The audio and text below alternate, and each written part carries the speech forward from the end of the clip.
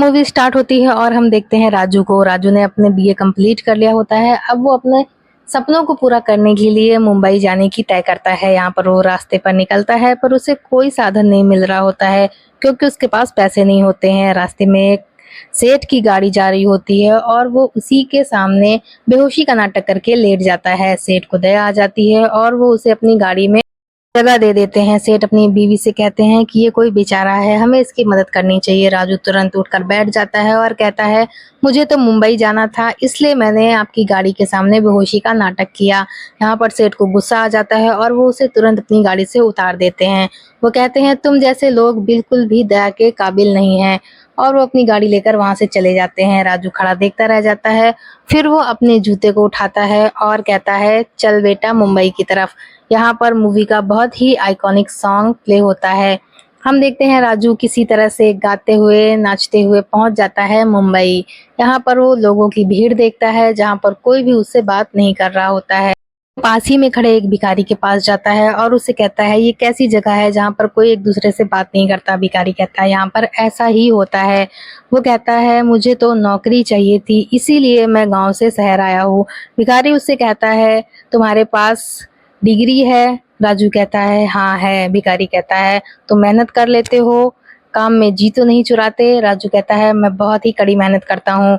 राजू से पूछता है, तुम्हारे पास ईमान है? राजू उसे अपना मेडल दिखाता है। यहाँ पर भिखारी उसे डांट कर भगा देता है और कहता है, ये कामचोर और निठल्लों की नगरी है, यहाँ पर जी चुराने वालों का ही राज चलता है, तुम्हें यहाँ नौकरी नहीं मिल सकती। राजू उदास होकर वहां से एक बुजुर्ग महिला के पास जाता है जो केले बेच रही होती है। राजू उससे 3 आने के 2 केले मांगता है जबकि वो 2 आने के 3 केले दे रही होती है। पहले तो वो बुजुर्ग महिला नहीं समझ पाती, फिर बाद में समझ जाती है कि राजू क्या कह रहा है। वो खुश होकर उसे बुलाती है तो राजू कहता है, मेरे पास पैसे तो है ही नहीं।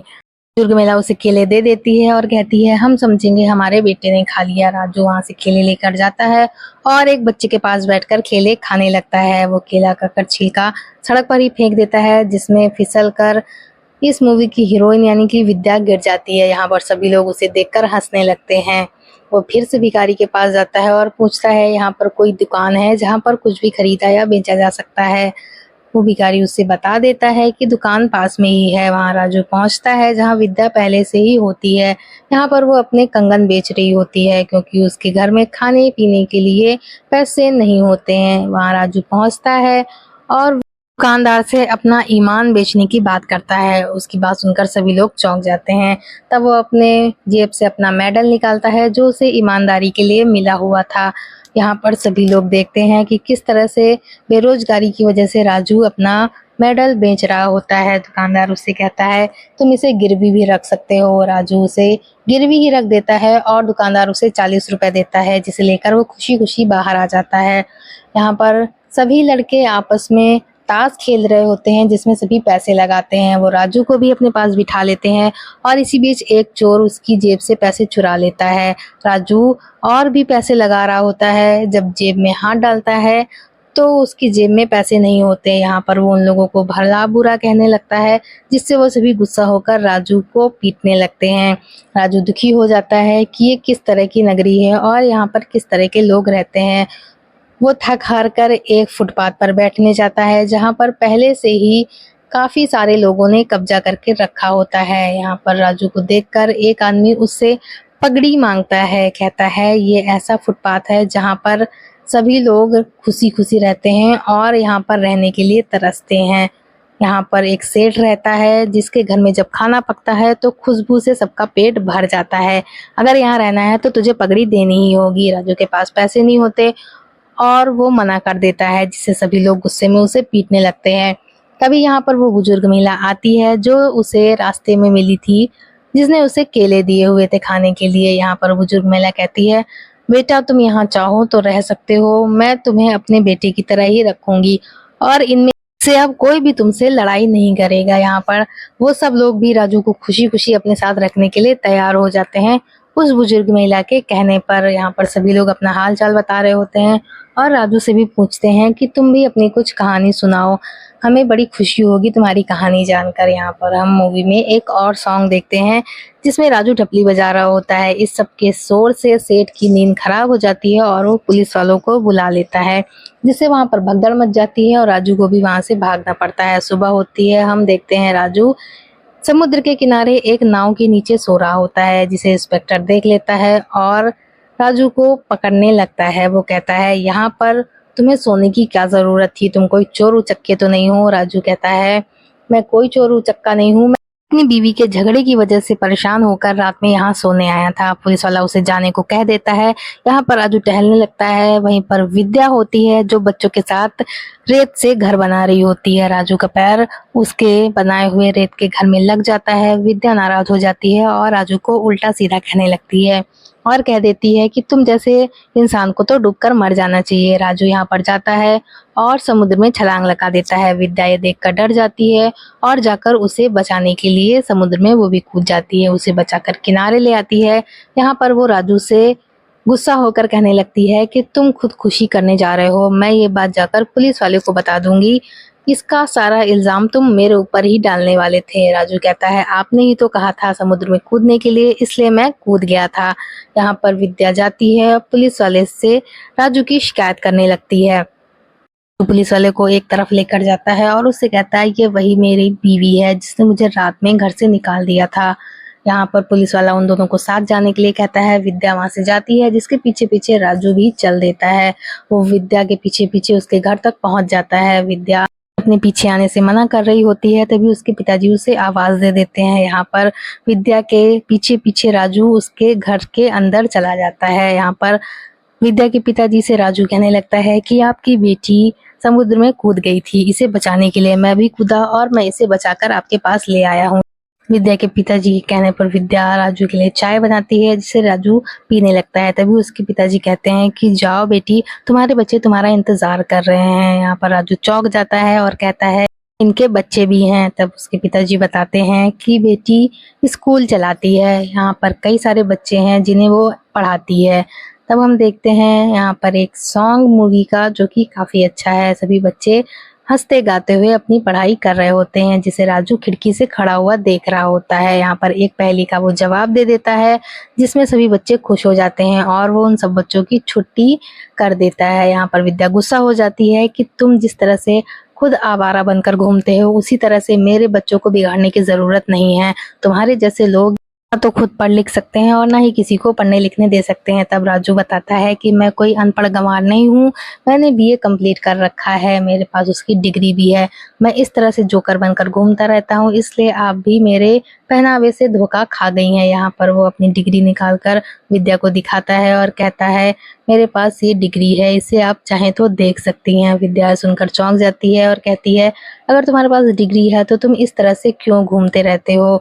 वो कहता है, मैं इस मुंबई शहर में नौकरी पाने के लिए आया हूँ, जो कि मुझे नहीं मिल रही है। विद्या उसे किसी मदद के लिए कहती है तो राजू मना करके वहां से जाने लगता है और कहता है, जब मुझे जरूरत होगी तो मैं आपको जरूर बताऊंगा। दूसरी तरफ एक भाषण हो रहा होता है, जहाँ पर वही सेठ आता है जो राजू को शुरुआत में मिला था। यहाँ हम देखते हैं सेठ अपना भाषण शुरू करता है, लेकिन राजू दूसरी तरफ आकर अतरंगी बातें करने लगता है, जिससे जनता ज्यादा प्रभावित हो जाती है और उस सेठ का भाषण छोड़कर राजू की तरफ चली जाती है। सेठ को गुस्सा आने लगता है। यहाँ पर राजू अपना मंजन बेचने के लिए प्रचार कर रहा होता है। तभी सेठ अपने किसी आदमी को वहां पर भेजता है और कहता है कि जाओ इसकी तरफ जो लोग गए हैं उन्हें इसकी असलियत दिखाओ। यहाँ पर सेठ का आदमी आता है और राजू से पूछता है, क्या तुमने इसमें हड्डियां मिलाई हुई हैं। राजू सच्चाई बता देता है कि इसमें कोयले की राख और रेत मिली हुई है। सेठ इस बात को पकड़ लेता है और सभी से कहता है कि ये मंजन की जगह रेत मिलाकर बेच रहा है। यहाँ पर इस बात से सभी लोग गुस्सा हो जाते हैं और राजू की पिटाई कर देते हैं। राजू यहाँ पर अपने फुटपाथ के दोस्तों के पास बैठा होता है, जहाँ पर बुजुर्ग महिला उसे समझाती है कि तुझे परेशान होने की जरूरत नहीं। यहाँ पर राजू को अपने एक साथी से पता चलता है कि उसने लॉन्ड्री की नौकरी छोड़ दी है, जहाँ पर वो काम ज्यादा करता था और उसे पैसे कम मिलते थे। राजू उससे पूछता है कि लॉन्ड्री कहाँ पर है और दूसरे दिन वो उस लॉन्ड्री में काम मांगने के लिए पहुंच जाता है। यहाँ पर वो लॉन्ड्री के मालिक से मिलता है और उनसे काम देने की बात करता है। वो उससे पूछते हैं, क्या तुम ईमानदारी और मेहनत से काम कर सकते हो? राजू अपना सिर हाँ में हिला देता है और उसे वो नौकरी मिल जाती है। राजू काफ़ी खुश हो जाता है। यहाँ पर वो अपना काम कर रहा होता है और एक सूट को प्रेस कर रहा होता है। उस सूट को देखकर उसे विद्या की याद आ जाती है और वो उसी सूट को पहनकर विद्या से मिलने पहुंच जाता है। यहाँ पर विद्या दरवाज़ा खोलती है और उसे सूट में देखकर काफ़ी चौंक जाती है। यहाँ पर राजू झूठ बोलता है कि उसकी नौकरी लग गई है और वो उसी से सूट बूट खरीद कर पहन कर आया है। विद्या उसके फटे हुए जूते देख लेती है, जिसे राजू भी देख लेता है और शर्मा कर वहाँ से चला जाता है। विद्या हंसने लगती है। हम देखते हैं दूसरे दिन राजू अपना काम कर रहा होता है लॉन्ड्री में, तभी विद्या उससे मिलने आती है। राजू को देखकर वो समझ जाती है कि राजू क्या काम करता है। यहाँ पर राजू विद्या को चाय ऑफर करता है तो विद्या मना नहीं करती। वो उसे उसी जगह पर लेकर जाता है जहाँ पर वो डेली चाय पीता है। यहाँ पर उसकी काफ़ी उधारी होती है, इसलिए वो जब वो चाय मांगने जाता है काका से, काका उसे चाय देने से मना कर देते हैं। यहाँ राजू कहता है कि आज मेरी इज्जत रख लो और मुझे चाय पिला दो। काका कहते हैं, एक शर्त पे पिलाऊंगा, आज के पैसे तुझे नकद देने होंगे। यहाँ पर राजू को वो पैसे विद्या से लेकर काका को देने होते हैं। तब उसके हाथ में चाय आती है और वो चाय को पी पाता है। यहीं पर राजू विद्या से अपने प्यार का इजहार करता है और कहता है कि मेरे पास बहुत सारे पैसे तो नहीं हैं, पर हम इतना ज़रूर कमाएंगे कि आगे चलकर अपनी ज़िंदगी को अच्छे से जी सकें। विद्या कहती है, सिर्फ तुम्हारे पास तो नहीं है, पर हम दोनों मिलकर अपनी ज़िंदगी को अच्छे से जी सकते हैं। यहाँ पर विद्या भी तैयार हो जाती है और हम देखते हैं बरसात में दोनों भीगते हुए एक बहुत ही प्यारा सा गाना गाते हैं। इस मूवी के सारे गाने बहुत ही अच्छे हैं। दूसरे दिन हम देखते हैं राजू जाता है किसी घर में कपड़े देने के लिए और यहाँ पर गेट खुला होता है। राजू अंदर चला जाता है और आराम से सोफे पर बैठ जाता है। उसके सामने ताश के पत्ते पड़े होते हैं, वो उनको उठाता है और उन्हें बांटने लगता है। यहाँ पर राजू एक साथ ही 3 बेगम, 3 इक्के और 3 बादशाह निकाल देता है। ये चीज़ माया देख रही होती है और वो कमरे से निकल कर आ जाती है। वो राजू को शाबाशी देती है कि तुमने ये कैसे किया है। राजू घबरा जाता है और कहता है, मैं आपके लॉन्ड्री के कपड़े देने आया था, कृपया मुझे माफ़ कर दीजिए। वहाँ पर माया उससे कहती है कि मैं तुमसे एक बार फिर से पत्ते फेंटने को कह रही हूँ, फिर से पत्ते फेंटो। यहाँ पर राजू फिर से पत्ते फेंटता है। इसे देखकर माया चौंक जाती है। वो राजू को अपने फायदे के लिए इस्तेमाल करने की ठान लेती है। वो राजू से कहती है कि तुम्हारी दुनिया बदल सकती है, चलो अपने कपड़े बदलो। यहाँ पर राजू चौंक जाता है। फिर वो अपने कपड़े चेंज कर लेता है क्योंकि माया ने उसे पुलिस का डर दिखाया होता है। यहाँ पर हम देखते हैं माया उसे देखकर काफ़ी खुश हो जाती है कि वो काफ़ी जेंटलमैन और स्मार्ट लगने लगा था। माया उससे कहती है, आज के बाद से तुम्हारी ज़िंदगी बदलने वाली है, तुम्हें मेरे साथ चलना होगा उस दुनिया को देखने जो तुम्हारी दुनिया से बहुत ही अलग है। यहाँ पर माया राजू को लेकर उस जगह पर पहुँच जाती है जहाँ पर शहर के सभी बड़े बड़े लोग होते हैं। यहाँ पर माया उन सभी से राजू को एक एक करके मिलाने लगती है और राजू से कहती है कि खुद को राजकुमार ही बताना। यहाँ पर सभी लोग आकर राजू से मिलने लगते हैं। यहाँ पर वो सेठ भी आता है जो राजू से पहले ही 2 बार मिल चुका होता है और राजू को देखकर मुस्कुराने लगता है क्योंकि वो समझ जाता है कि राजू कौन है। वहाँ पर राजू उसे साथ में बैठने के लिए कहता है पर वो नहीं आता। बाकी सब लोग मिलकर पत्ते खेलने लगते हैं। वहीं पर माया सेठ के पास जाकर खड़ी हो जाती है। राजू अपने हाथ की सफाई दिखाता है और एक एक करके सभी बाजियां जीत लेता है। वो सारे पैसे जीत जाता है पर सेठ को ये अच्छा नहीं लगता। वो आकर राजू से कहता है कि अभी आपने मेरे साथ तो गेम खेला ही नहीं है। यहाँ पर राजू और वो सेठ गेम खेलने के लिए बैठ जाते हैं। सेठ कहता है कि इस बार पत्ते तुम नहीं बल्कि मैं फेंटूंगा। यहाँ पर राजू भी चौंक जाता है और माया भी परेशान हो जाती है। राजू उसे पत्ते दे देता है पर वो पत्ते बांटता नहीं है। कहता है कि आपने मेरी बेइज्जती कर दी है, इसलिए पत्ते बांटेंगे भी आप ही।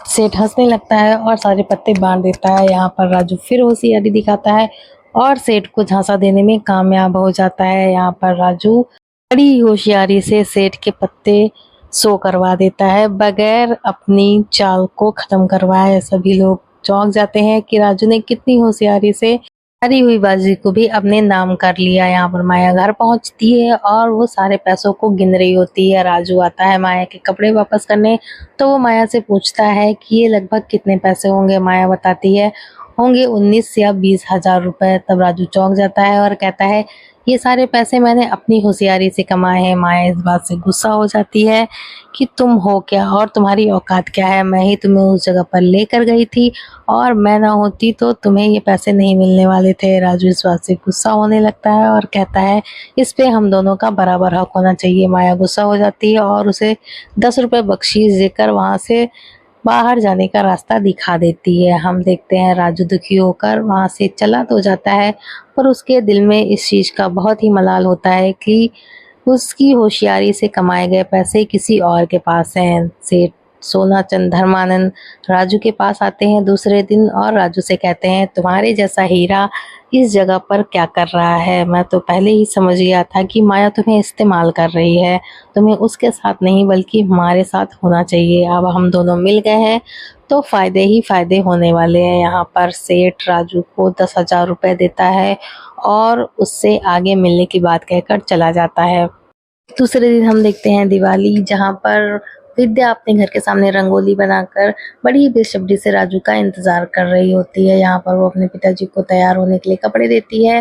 तभी दरवाजे से राजू अंदर आ जाता है। राजू को देखकर वो चौंक जाती है और पूछती है क्या ये सूट भी उसी सूट की तरह है। राजू कहता है आजकल हर एक चीज किराए पर मिल जाती है, ये सूट भी किराए का है, पर ये तुम्हारे लिए जो मैं साड़ी लाया हूँ ये अपने कमाए हुए पैसे से लेकर आया हूँ। विद्या उस साड़ी को पहन कर आती है तो राजू उसे देखकर चौंक जाता है। यहाँ पर अपने पिताजी से इजाजत लेती है कि वो राजू के साथ बाहर जाकर घूम कर आए। उसके पिताजी इजाजत दे देते हैं और दोनों बाहर चले जाते हैं। यहाँ पर राजू विद्या को उसी जगह पर लेकर जाता है जहाँ पर उसकी जिंदगी की नई शुरुआत हुई होती है। यहाँ पर सभी लोग आकर विद्या से मिलने लगते हैं, जो कि विद्या को बिल्कुल भी पसंद नहीं आता। यहाँ पर लोगों का व्यवहार बहुत ही गलत होता है, जो कि विद्या को बिल्कुल ही असहज महसूस करने पर मजबूर कर देता है। यहाँ पर माया आती है राजू से मिलने के लिए, पर राजू माया से नहीं मिलता और उसे इग्नोर करके वहां से चला जाता है। हम देखते हैं माया विद्या के पास आती है और विद्या को कहीं की राजकुमारी होने का कहकर परेशान करने लगती है। यहाँ पर वो विद्या का पल्लू पकड़कर एक साइड झटक देती है, जिससे विद्या बहुत ही नाराज हो जाती है। वो राजू की तरफ देखती है पर राजू कुछ भी नहीं बोल पाता। यहाँ पर वो क्योंकि इस हरकत के लिए उससे काफी नाराज होती है और वहां से भागती हुई बाहर चली जाती है। वो बाहर जाकर रो रही होती है। तभी उसके पीछे पीछे राजू भी जा रहा होता है, पर वहां पर सेठ सोनाचंद आ जाते हैं, जो कि राजू को पकड़ लेते हैं और राजू से कहते हैं आज की रात तुम्हें किसी विद्या की नहीं बल्कि माया की जरूरत है। आज तुम्हें माया पर फोकस करना चाहिए क्योंकि आज लक्ष्मी का दिन है। यहाँ पर हम देखते हैं मूवी का एक सॉन्ग। राजू भी उन लोगों के साथ मिल जाता है और शराब पीने लगता है। विद्या अपने घर पर होती है, यहाँ पर वो रो रही होती है। तभी राजू वहां पर आता है, जिसने काफी शराब पी हुई होती है। वो विद्या को घर के बाहर लेकर आता है और विद्या से कहता है अपनी इस खोखली दुनिया से, अपने दीन धर्म से बाहर निकलो। आज के जमाने में पैसा ही सब कुछ है। जब मेरे पास खाने के लिए खाना नहीं था तो इस जमाने ने मुझे खाना नहीं दिया, पहनने के लिए कपड़े नहीं थे तो मुझे किसी ने कोई कपड़े नहीं दिए। आज मेरे पास पैसा है तो तुम इसे ठुकरा रही हो। विद्या गुस्सा होने लगती है और कहती है तुम्हारा ये पैसा धोखेधड़ी से कमाया गया है, मैं इसमें तुम्हारा साथ कभी नहीं दे सकती। राजू नाराज होकर वहां से चला जाता है। दूसरे दिन राजू पहुंचता है सेठ के घर पर। सेठ अपने आलीशान बंगले में बैठा होता है। राजू को ये देखकर बहुत ही अच्छा लगता है और उसके दिल में भी लालच पैदा हो जाती है। यहाँ पर वो सेठ की बातों को सुनता है, जहाँ पर सेठ चावल के ट्रक के बदले पत्थर भरने की बात कर रहा होता है। राजू उससे ही सीखता है और पूछता है कि आखिर उसका काम क्या होगा और उसे क्या करना होगा। यहाँ पर वो दोनों मिलकर एक कंपनी खोलते हैं जिसमें वो शेयर्स बेचने का काम करते हैं। ये शेयर्स नकली होते हैं। जो अपनी कंपनी के शेयर विदेशों में बेचने की बात करता है, जिसमें काफी लोग झांसे में आ जाते हैं और उसकी कंपनी में अपने पैसे लगा देते हैं। दूसरे दिन हम देखते हैं विद्या को, जो कि चाय की दुकान पर बैठी होती है, जहां पर राजू उसे लेकर गया था। यहाँ पर राजू भी आ जाता है, जिसे देखकर विद्या काफी नाराज हो जाती है और वहां से जाने लगती है। राजू उसे रोक लेता है और कहता है क्या हमारे बीच इतना भी रिश्ता नहीं रहा कि हम एक कप चाय बैठकर साथ में पी सकें। विद्या मान जाती है और वहीं बैठ जाती है। तब राजू उसे समझाने लगता है कि हमने यहीं पर एक दूसरे से अपने प्यार का इजहार किया था और अपने आने वाले जीवन के लिए सपने देखे थे। विद्या इन सबसे काफी नाराज होती है और वहां से रोककर चली जाती है। राजू पहुंचता है उसी जगह पर जहां पर सभी लोग ताश खेलते हैं। यहाँ पर डांस हो रहा होता है जिससे राजू काफ़ी उदास हो जाता है और वहाँ से वापस आ जाता है। वो जाता है अपनी फुटपाथ के दोस्तों के पास, यहाँ पर उन लोगों के साथ मिलकर वो गाना गाता है। यहाँ पर जो सॉन्ग होता है वो बहुत ही अच्छा सॉन्ग होता है। सभी लोग मिलकर राजू का स्वागत करते हैं क्योंकि वो बहुत दिन बाद अपने पुराने दोस्तों के पास आया होता है। यहाँ पर सभी राजू को दिखाने लगते हैं कि राजू के नाम से एक इश्तिहार छपा है जिसमें ये लिखा होता है कि सभी लोगों को 100-100 रुपए में बने बनाए घर मिलेंगे। यहाँ पर राजू गुस्सा होता है और तुरंत उस सेठ के पास पहुंच जाता है।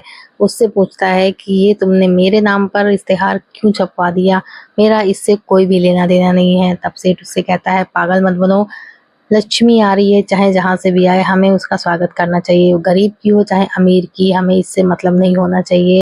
राजू से कहता है तुमने जो कंपनी खोली है उसमें सबसे ज्यादा शेयर्स मेरे ही खरीदे हुए हैं, सबसे पहले तुम पर धोखाधड़ी का इल्जाम मैं लगाऊंगा, अगर तुमने मेरी बात नहीं मानी तो तुम्हारा जेल जाना निश्चित है। राजू उसकी बात को समझ जाता है और उसकी हाँ में हाँ मिला देता है।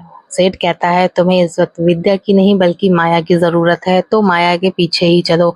यहाँ पर माया खड़ी होती है जो कि दोनों की बातें सुन रही होती है। दूसरे दिन जनता घर का इश्तिहार छप जाता है और राजू सभी लोगों से पैसे इकट्ठे कर कर एक तिजोरी में रखने लगता है। यहाँ पर वो सभी पैसे गिनकर तिजोरी में रख देता है जो कि 1 करोड़ से भी ज्यादा होते हैं। यहाँ पर सेठ आता है और पूछता है कि बाहर ये शोर कैसा हो रहा है। राजू कहता है आप खुद ही जाकर देख लीजिए। सेठ जाकर बाहर देखता है तो वहां पर बहुत सारे लोगों की भीड़ लगी होती है। सेठ राजू की तरफ देखता है और कहता है तुमने तो कमाल कर दिया, हमारे पास इतने पैसे आ चुके हैं। यहाँ पर बूढ़ी काकी और वो भिखारी और कुछ लोग साथ में आए हुए होते हैं जो कि राजू के पास उसका धन्यवाद करने आए होते हैं। यहाँ पर भिखारी अपने जोड़े हुए 97 रुपए लेकर आता है और राजू से कहता है भले ही 1-2 खिड़की कम लगाना पर मेरे लिए मकान बना दो। यहाँ पर बूढ़ी औरत भी अपने सारे पैसे लेकर आई होती है और साथ में एक मंगलसूत्र लाई होती है। वो अपने लिए नहीं बल्कि कुछ और लोगों के लिए घर बनवाना चाहती है। यहाँ पर सभी लोग राजू का धन्यवाद कर रहे होते हैं कि इन पैसों से घर बनाकर उनको दे दे। राजू उसे वादा करता है और वो लोग वहां से चले जाते हैं। कुछ देर बाद माया वहां पर आती है। वो राजू से कहती है हमारे पास इतने सारे पैसे आ चुके हैं, हम अपनी नई जिंदगी बसा सकते हैं। तभी विद्या वहां पर आ जाती है। वो राजू के लिए उसके ईमान वाला मेडल लेकर आई होती है जिसे उसने अपनी किताबें बेचकर वापस किया होता है, पर माया उसकी बेइज्जती करती है और विद्या वहां से चली जाती है। यहाँ पर माया पैसे लेकर राजू के साथ भागने की बात करती है। वो कहती है बाहर टैक्सी खड़ी है, हमारी फ्लाइट भी तैयार है, हमें यहाँ से निकल चलना चाहिए। राजू उसकी बात नहीं मानता। तभी वहां पर बाकी सारे लोग आ जाते हैं जो कि उस पैसे के पीछे पड़े होते हैं। यहाँ पर राजू उस पैसे के बैग को लेकर इधर उधर भागने लगता है। वो सभी लोग पैसे को लेने के लिए उस बैग के पीछे पड़े होते हैं। सेठ पुलिस को फोन कर देता है और कहता है कि उसके घर में एक चोर घुस आया है। यहाँ पर सेठ के आदमी राजू को पकड़ने में कामयाब हो जाते हैं और राजू को सेठ के पास पकड़कर ले आते हैं। यहाँ पर राजू बैग फेंक देता है उन्हीं लोगों की तरफ जिसमें केवल कागज और एक बंदूक भरी होती है। यहाँ पर सेठ गुस्सा हो जाता है और राजू से पूछता है कि तुमने सारे पैसों का क्या किया, मुझे पैसे दे दो वरना मैं तुम्हें गोली मार दूंगा। यहाँ पर सेठ बंदूक उठाता है और राजू की तरफ करके गोली चला देता है। राजू को गोली लग जाती है और वो वहीं पर गिर जाता है। गोली की आवाज सुनकर एक एक करके सभी लोग अंदर आने लगते हैं और विद्या भी अंदर आ जाती है। यहाँ पर वो इस तरह से राजू को देखकर शोर मचाने लगती है और चीख चिल्लाने लगती है। सभी लोग अंदर आते हैं जिसमें सेठ कहने लगता है कि ये आप सभी लोगों पैसों को लेकर भाग रहा था, इसीलिए मैंने इस पर गोली चलाई और इसे मार दिया। यहाँ पर विद्या चिल्लाती है और कहती है मेरा राजू ऐसा नहीं था, तुम सब लोगों के साथ मिलने के बाद ही वो इस तरह का बन गया था। उसने कभी चोरी और डकैती वाले काम नहीं किए पर तुम लोगों के साथ मिलकर वो चोर बन गया। यहाँ पर पुलिस आ जाती है। तब भी सेठ यही बात कहता है कि ये आदमी इन लोगों पैसे लेकर भाग रहा था, इसलिए मैंने इस पर गोली चलाई। मैं ठहरा समाज सेवक, मुझसे ये चीज देखी नहीं गई, अगर आप चाहें तो मुझे हिरासत में ले सकते हैं। तभी राजू उठकर खड़ा हो जाता है और कहता है इतना भी झूठ मत बोलिए सेठ जी, अभी मैं जिंदा हूँ, मैं आपकी सारी असलियत बता सकता हूँ। यहाँ पर वो पुलिस वालों को असलियत बताने लगता है और कहता है इन लोगों ने ही मुझसे ये सारे काम करवाए हैं। ये लोग दुनिया के सामने तो बहुत ही समाज सेवक बनते हैं पर इनका असली चेहरा ये है कि ये गरीब तक को नहीं छोड़ते और उनका भी पैसा निकाल निकाल कर खाना चाहते हैं। यहाँ पर जो सारे सबूत पुलिस वालों को दे देता है और पुलिस वाले उन लोगों को हिरासत में लेकर चले जाते हैं। तब राजू जनता से कह रहा होता है कि आपके पास 100-100 रुपए में मकान पाने की लालसा थी, इसलिए आपको उन लोगों ने ठगा। आप ये सारे रुपए एक साथ ले जाकर सरकार को दीजिए और उनसे कहिए कि हमें ज़मीन चाहिए, उस पर हम खुद मकान बनाएँगे। आप अपने मकान बना सकते हैं, आपको 100 रुपए में घर कोई भी इंसान बनाकर नहीं दे सकता है। यहाँ हम देखते हैं राजू सभी को समझा रहा होता है कि किस तरह से अपने हक के लिए हमें लड़ना चाहिए और किस तरह से अपना हक छीन लेना चाहिए। सभी लोग उसकी बातें सुनकर रोने लगते हैं और पुलिस वाले उन लोगों को लेकर चले जाते हैं। यहाँ अगले दिन हम देखते हैं कोर्ट के बाहर का सीन, जहाँ पर उन लोगों को सजा सुनाई जा चुकी होती है और जेल की तरफ भेजा जा रहा होता है। यहाँ पर राजू भी खड़ा होता है अपने उसी पुराने गेटअप में। वो अपने फटे हुए जूते से कहता है, चल भाई अपनी मंजिल की ओर, और वही पुराना गीत गाते हुए वापस जाने लगता है। यहाँ पर विद्या आती है और उसे रोक लेती है। वो उसे उस जगह पर लेकर जा रही होती है जहाँ पर अब लोगों के लिए कई सारे मकान बन चुके होते हैं। राजू और विद्या ये सब देखकर काफी खुश हो रहे होते हैं और यहीं से मूवी एंड हो जाती है। आपको मूवी एक्सप्लेनेशन कैसा लगा ज़रूर बताइए और प्लीज़ चैनल को सब्सक्राइब करिए। Thank you.